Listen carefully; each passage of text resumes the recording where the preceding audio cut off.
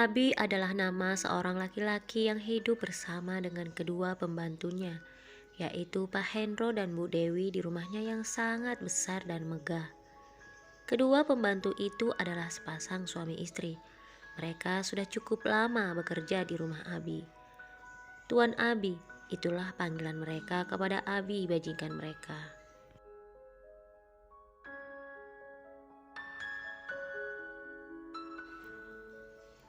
Abi adalah pemilik perusahaan terkenal di kotanya. Perusahaan itu telah diwariskan oleh ayahnya untuknya.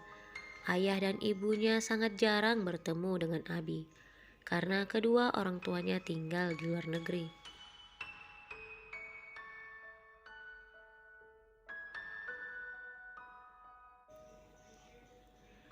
Abi adalah laki-laki yang sangat mencintai kebersihan dan kerapian. Itu sebabnya dia selalu tampil rapi dan bersih.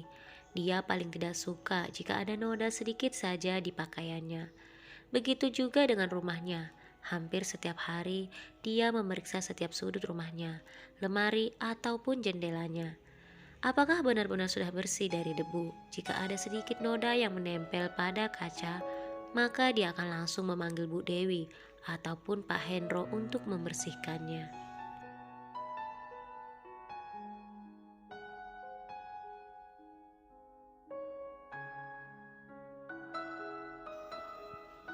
Suatu hari ketika Abi sedang duduk membaca sebuah majalah, di ruang tengah rumahnya Pak Hendro dan Bu Dewi menemuinya. "Mohon maaf Tuan, kami mengganggu istirahat Tuan." Abi menutup majalah yang ada pada tangannya, lalu melihat Pak Hendro dan Bu Dewi yang sedang berdiri tak jauh darinya. "Tidak apa-apa Pak Hendro dan Bu Dewi, katakan ada apa?"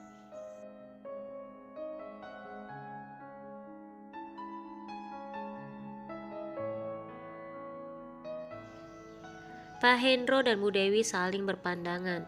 Lalu akhirnya Pak Hendro berkata, "Begini Tuan, anak kami yang berada di Hong Kong telah kembali dan dia menginginkan kami untuk pulang ke desa." Abi sepertinya berusaha mengingat sesuatu. "Anak Pak Hendro dan Bu Dewi yang bekerja di sana."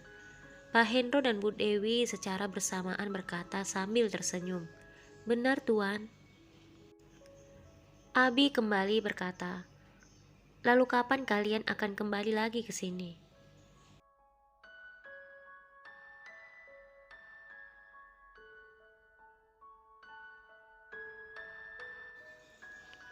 Pak Hendro dan Bu Dewi lagi-lagi saling berpandangan. Lalu Bu Dewi berkata, "Maaf Tuan, kami belum tahu apakah kami akan kembali atau tidak. Kami belum bisa memastikannya." Abi terdiam mendengarkan jawaban dari Bu Dewi. Lalu Pak Hendro berkata, "Tetapi Tuan, 2 atau 3 hari ketika kami sampai di sana, kami akan langsung memberi kabar kepada Tuan. Kami akan kembali atau tidak. Jadi Tuan tidak lama-lama menunggu kedatangan kami. Jika memang kami tidak lagi kembali ke sini."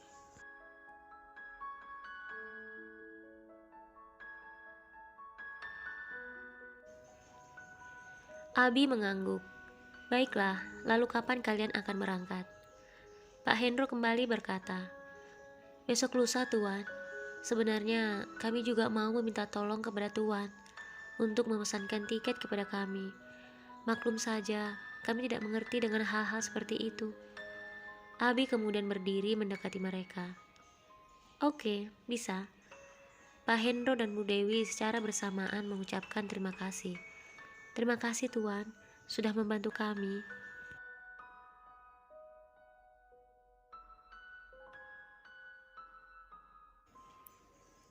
Keesokan harinya ketika Pak Hendro dan Bu Dewi sedang membereskan semua pakaian mereka, di dalam kamar Abi datang menghampiri mereka. Melihat Abi menghampiri mereka, Pak Hendro dan Bu Dewi langsung berdiri. Abi kemudian menyerahkan 2 amplop kepada mereka. "Apa ini Tuan?" tanya Pak Hendro dan Bu Dewi.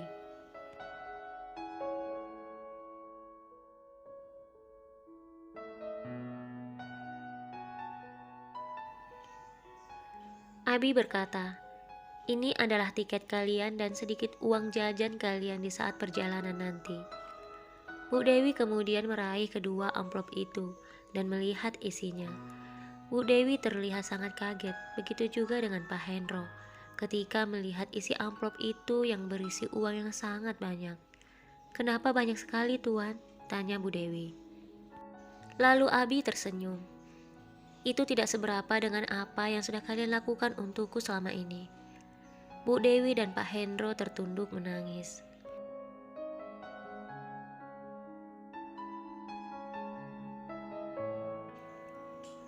Bu Dewi kemudian kembali bertanya kepada Abi sambil mengambil beberapa lembar uang dari amplop yang diberikan Abi. "Mohon maaf Tuan, harga tiket kami berapa ya Tuan?" Abi kembali tersenyum. Pak Hendro dan Bu Dewi bicara apa? Tiket itu gratis.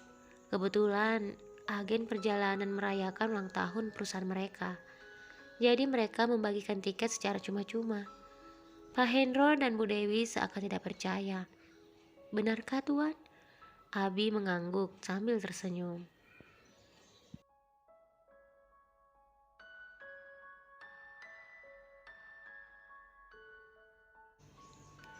Keesokan paginya Abi mengantar Pak Hendro dan Bu Dewi ke bandara. Setelah keberangkatan Pak Hendro dan Bu Dewi, Abi kembali ke rumahnya. Saat berada di dalam rumah, Abi melihat seisi rumahnya yang terlihat kosong dan sepi. Kini tinggallah dirinya, seorang diri di rumah sebesar itu.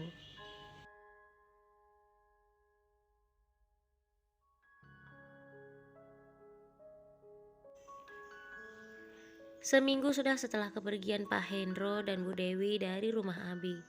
Setiap pagi Abi hanya sarapan seadanya. Sebelum dia berangkat ke kantor, Abi pun mulai terlihat gelisah ketika melihat debu-debu yang menempel di jendela rumahnya.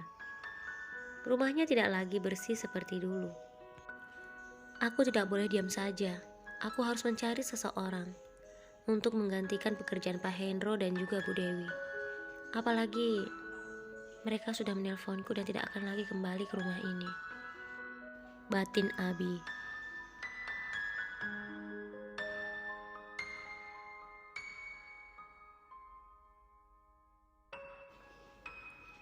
Beberapa hari kemudian ketika Abi baru saja keluar dari pagar rumahnya dengan mengendarai mobil mewah miliknya, tanpa sengaja Abi hampir saja menabrak seseorang. Abi dengan cepat turun dan menghampiri orang itu. "Kamu tidak apa-apa?" Orang itu masih tertunduk merapikan pakaiannya. "Iya, aku tidak apa-apa. Aku hanya sedikit kaget." Dari suara orang itu adalah seorang gadis.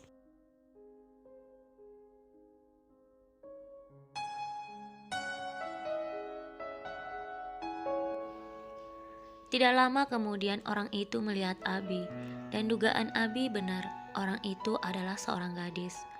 Gadis itu kemudian berkata pada Abi dengan nada marah, "Tuan kaya yang terhormat, jalanan ini sangat luas. Seharusnya Tuan bisa berjalan dengan hati-hati. Lihat, Tuan hampir saja menabrakku. Jika aku mati di sini, lalu bagaimana dengan nasib keluargaku di sana? Aku datang ke kota ini untuk mereka. Tetapi kamu hampir saja menabrakku."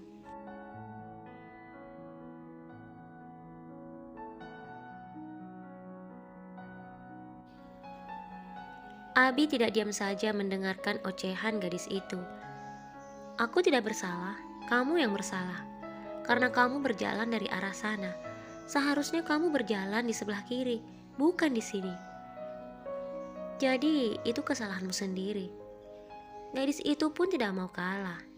"Apa bedanya di sini di sana dan di kiri di kanan? Semuanya sama-sama jalanan kan? Lagi pula, aku yang berjalan, suka-suka aku dong. Aku berjalan di sebelah mana?"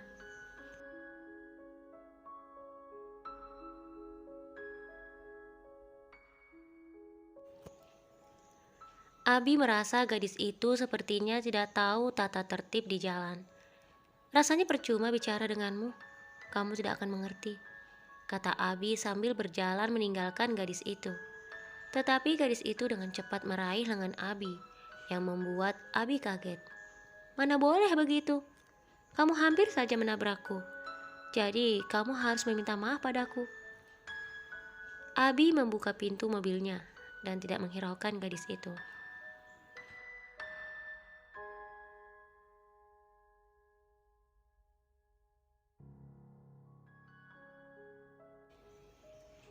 Gadis itu semakin kesal dibuat dengan sikap Abi.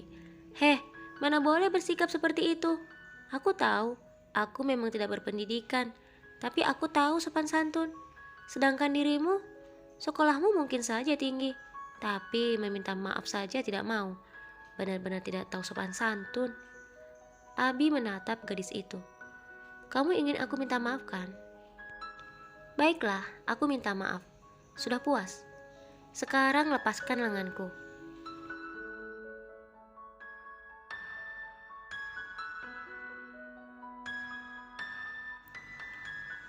Gadis itu kemudian melepaskan tangan Abi. Setelah itu, Abi masuk ke mobilnya dan melaju pergi. "Orang kaya memang menyebalkan," kata gadis itu sambil memasang wajah cemberut. Saat sore hari hujan turun begitu deras. Abi yang baru saja keluar dari kantornya melihat gadis yang hampir dia tabrak kehujanan tak jauh dari kantornya itu.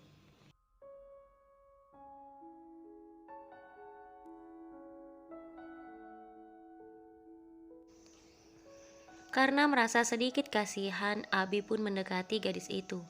Gadis itu pucat menggigil karena kedinginan. "Cari sakit atau cari mati?" kata Abi sambil memayungi gadis yang sedang berjongkok. Kehadiran Abi yang tiba-tiba membuat gadis itu terkejut. Gadis itu hanya melihat Abi, tak berkata apapun. Abi kembali berkata, "Apa yang kamu lakukan di sini? Apakah kamu tidak melihat di sini hujan deras?"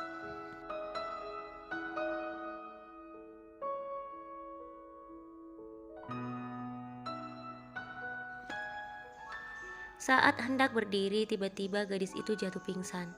Melihat hal itu, dengan cepat Abi melempar payungnya dan menangkap tubuh gadis itu sebelum menyentuh tanah. Kini Abi pun basah kuyup karena hujan yang begitu deras. Abi berusaha menyadarkan gadis itu, tetapi usahanya itu tidak berhasil.